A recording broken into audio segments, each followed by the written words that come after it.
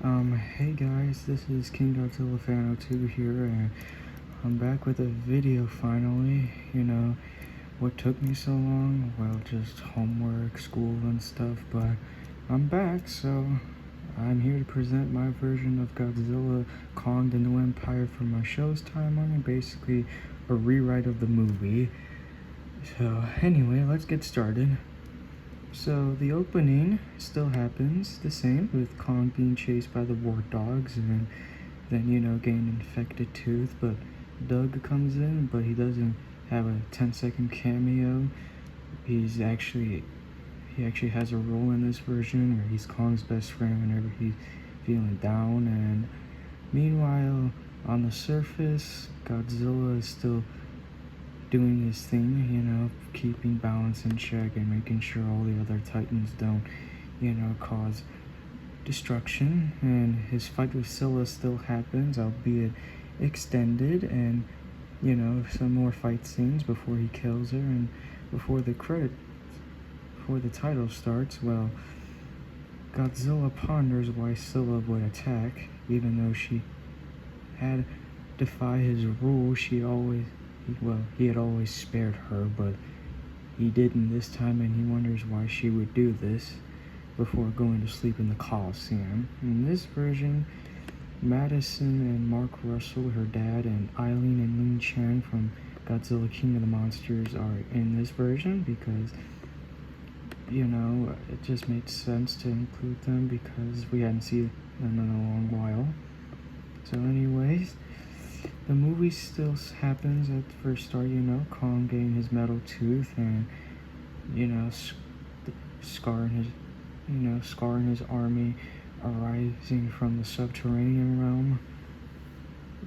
And meanwhile, Doug and Kong, they go back into Hollow Earth and go into the subterranean realm. That's where they meet Zuko, and Zuko bites on Kong's finger before Doug is back chasing him, and so does Kong before One Eye and the two other great apes tackle Kong. And the battle still somewhat happens, albeit with Doug joining in as well, and Kong still using Zuko as like a club. That part was hilarious in the movie. By the way, spoilers for those who haven't seen the movie yet, I do apologize. So after that, Zuko takes Kong and Doug with him back to the Fire Realm, Fire Temple, where Scar is at. And along the way, they meet Phosphor, the bird-looking monster that Legendary made in case they couldn't get Mothra back in the movie. She's in this version, albeit she's not a copy of Mothra. She's a loyal follower to Mothra, and she's Godzilla's childhood friend, and she has ice and solar powers, meaning she has ice powers like ice breath like Shimo, and her solar powers are that her wings act like solar panels, and she can release a solar pulse that can burn or disintegrate opponents. Anyways, they meet her, and she introduces herself to them before she leaves, heads back to her home, which is Malenka, the Iwi village in the movie. Meanwhile, Godzilla also hears the eerie distress signal and still eats radiation in France in the nuclear facility, and enters the energized mode, where he glowed all blue and released a electrical nuclear pulse. And along the way, meanwhile, Kong, Zuko, and Doug are still in the Hollow Earth, and the fight with the drowned Viper still happens, and the three of them eating together. Meanwhile, on the surface, Godzilla is heading to Tiamat's domain, the Arctic Ocean, where the largest radiation source is located, and she comes out from her lair, and the fight with her and Godzilla is extended in this version, and he tells her to stand down and submit like in Dominion, the prequel comic, but she doesn't. And she tells him that she and Scylla were actually working for the Scar King, and the reason why they were trying to kill him was that Like, they were trying to kill Godzilla so that he wouldn't foil Scar's plans like he did millions of years ago. And, well, the fight happens, extended with Tiamat using her phosphorus, acid, ink, hydrokinesis, and electric cells to boil the ocean on Godzilla, and she attempts to bite down on his head, and Godzilla kills her the same way like he did in the action movie. Meanwhile, the humans, Dr. Andrews, the Chan sisters, Trapper, Bernie, and Morgan Madison are in the Iwi village, Malenka, and of course the stone carving stories are explained, and Godzilla in this version, he's not called the monster who ate a star. Instead, he's called the runt who became king, because in this timeline, Godzilla back then used to be the runt of the litter, until of course he became the strongest member of his species, and of course became king of the monsters.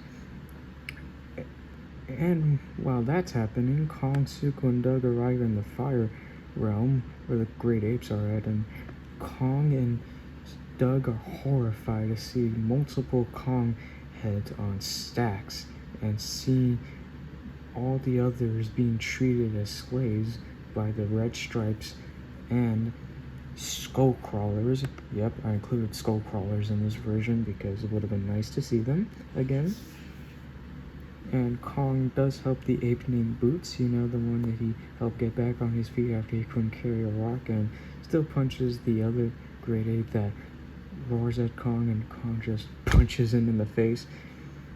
And then One Eye sees this and runs to Scar and then tells him the intruders are here, and Scar comes out of his temple and of course still laughs at Kong for his metal tooth, but also laughing at Doug because he thinks the idea of having a friend is really stupid. And then Scar is also joined by Kairos, the leader of the Skullcrawlers in the army, and is Scar's ally. Yes, the Scar King's real name is Scar in this version. And, well, the fight with Kong happens, but Kairos joins in, and then, of course, Shimo then appears. Her introduction's still the same, with her using her Frostbite Blast on Kong, which causes frostbite on his right arm, and then he and Doug escape through an exit hole that Tsuko showed them, and Scar and Kairos sent One Eye and the few Red Stripe members and Skullcrawlers to chase the two Titans, and of course Scar steals Kong's axe.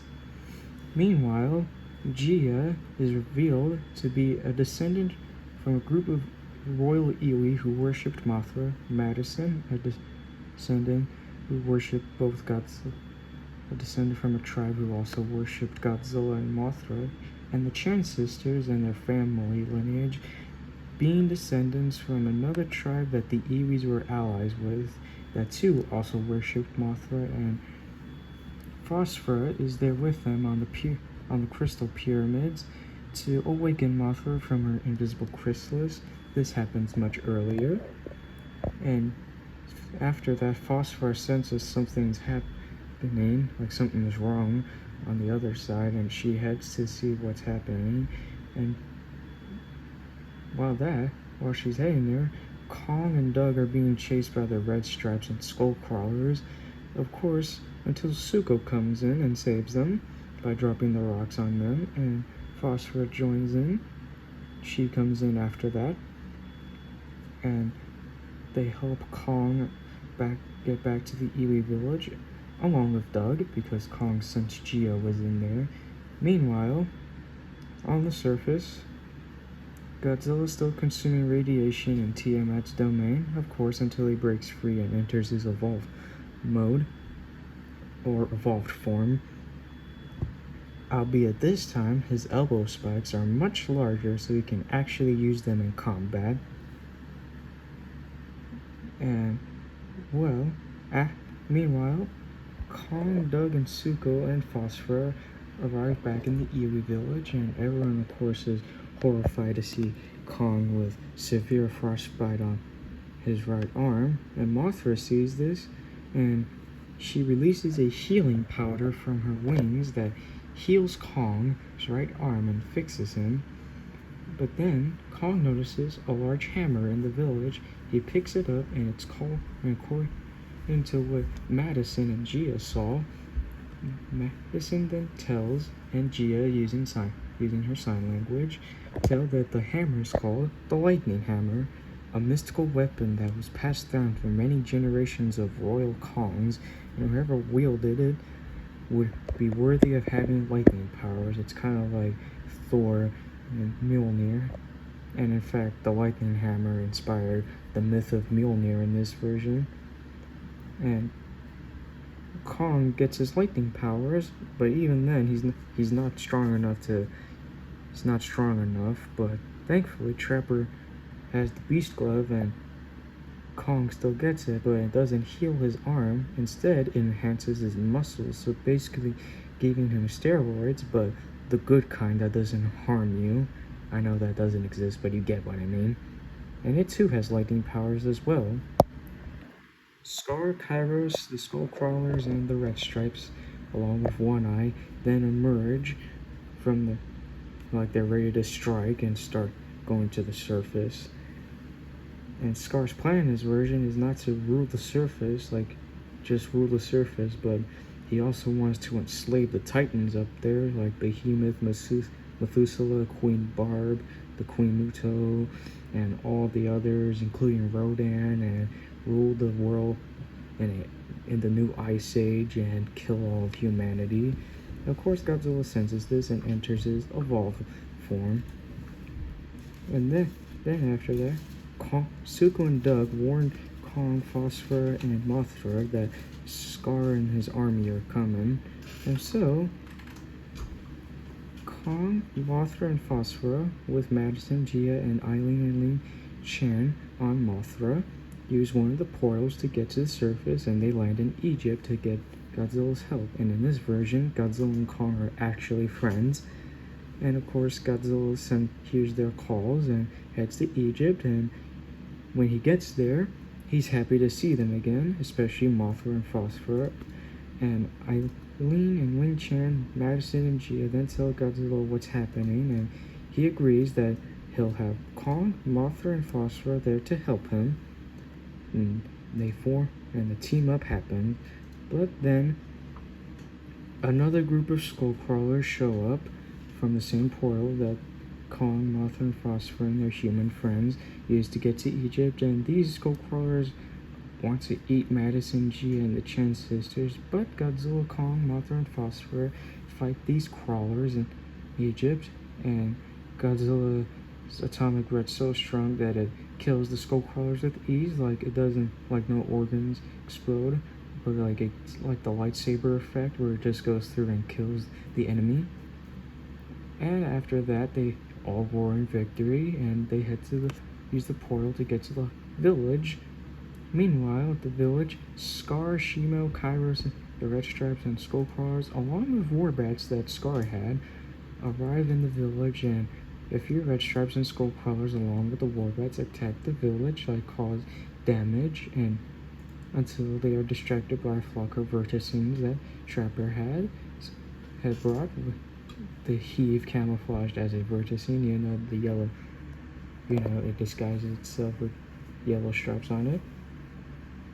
And of course, Godzilla, Kong, Mothra, and Phosphor are back in the Hollow Earth, and the two Titans are running in the scene, like in the movie, but with Mothra and Phosphor flying with them.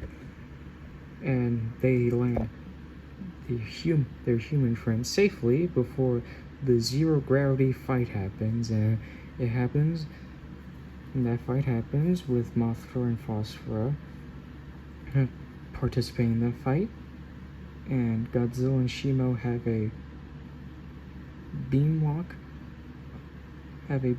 where their two breath attacks are colliding with each other. Then Godzilla fights Scar one-on-one for a little bit before he fights Kairos, and Kong of course handles Scar, and Mothra and Phosphor handle the Skullcrawlers, Red Stripes, and Warbats, and Suko and Doug are there. And then, as the zero gravity stops, they fall to one of the portals. Scar, Shimo, Kairos, Skullcrawlers, and Warbats falling, along with Godzilla, Kong, Mothra, and Phosphora, and they land in Rio de Janeiro, where Scar, uses the crystal on his whip to command Shimo to go out the second ice age, and she does, causing the city to be covered in a huge blizzard with snow everywhere and ice crystals forming, and destroy the Jesus statue in Brazil. And Skullcrawlers and Warbats, along with Kairos, the Skullcrawlers leader, eat a few humans before Scar raises his hands in a similar way to the Jesus statue and roars in victory until Kong hits him with the lightning hammer and beast glove, and Godzilla, Mothra, and Phosphorus show up. And the final battle begins, extended, with Godzilla fighting Shimo, Mothra fighting Kairos and the Skullcrawlers, and Phosphor fighting the Warbats, and of course Kong fighting Scar. And meanwhile, on the Hollow Earth, Zuko with Kong's axe, along with Doug, then go into the portal. On the surface, the fight still happens, extended. Then Godzilla enters his supercharged mode where he glowed all pink and kills the Skullcrawlers and Kairos with ease. And Phosphor kills the Warbat army using her Ice Breath and Solar Wing Pulse, which releases superheated air that I explained. Scar tries to use his whip on Godzilla until he grabs it with his mouth and swings Scar to the ground and destroys the whip, and the crystal falls down. There's a race between the crystal with Scar and Kong trying to get it, with Mothra and Phosphor getting as far away so that Scar doesn't get it and Kong has the chance to destroy it, but of course Scar pins him down until Zuko and Doug will come to the rescue, with Zuko riding on Doug with the axe in the little ape's hands, and slams the axe into the ground, causing a huge shockwave that destroys the crystal and releases Shimo from its control.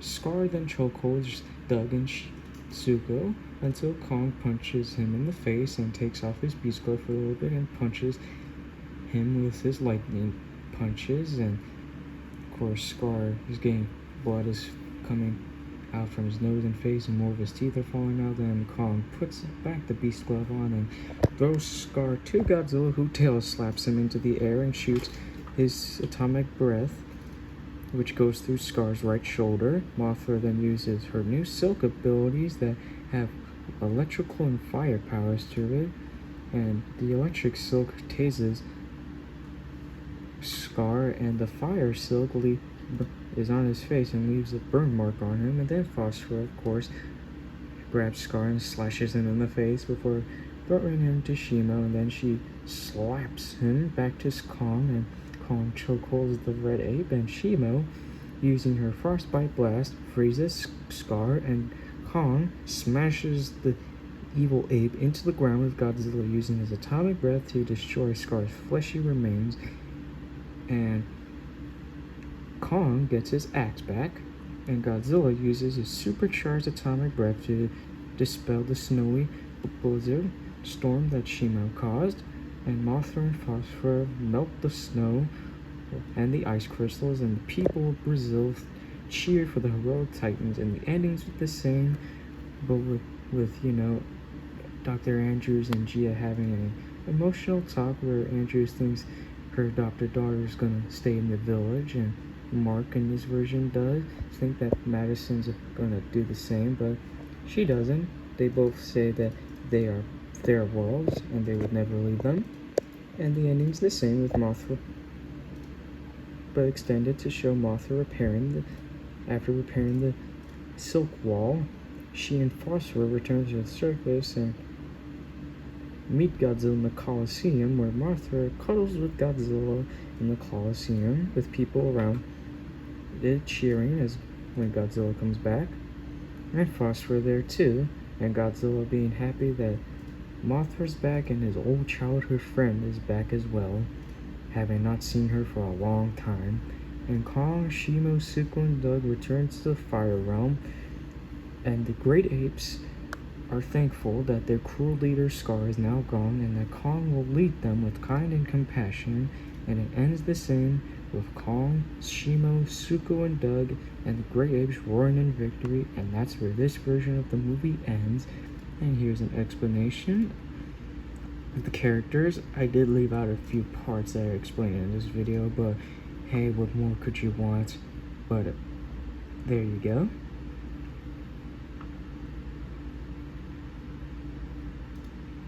And here is the cast that I have in mind on a slideshow. Hold on. Okay, there we go. The Titans and / super species. The humans. Godzilla, regular, energized, evolved form. Picture provided by Dangerfield. Go watch them. They're an amazing channel, by the way. This is their video on evolved Godzilla from before the movie came out to show Godzilla's larger shoulder spikes. Elbow spikes. Kong, this is a picture I made using a fan-made electrical Kong render, put it on a beast glove, and the lightning hammer presented by the Magnus hammer from Transformers Animated to, get the idea. Mothra, Phosphora, Suko, Doug, Scar, Shimo, Kairos, Tiamat, Scylla, One Eye, the Skull Crawlers, the Warbats, the Red Stripes, Drown Viper, Parrot Frog, and Wart Dogs. I also forgot to mention Godzilla does actually use his shoulder spikes and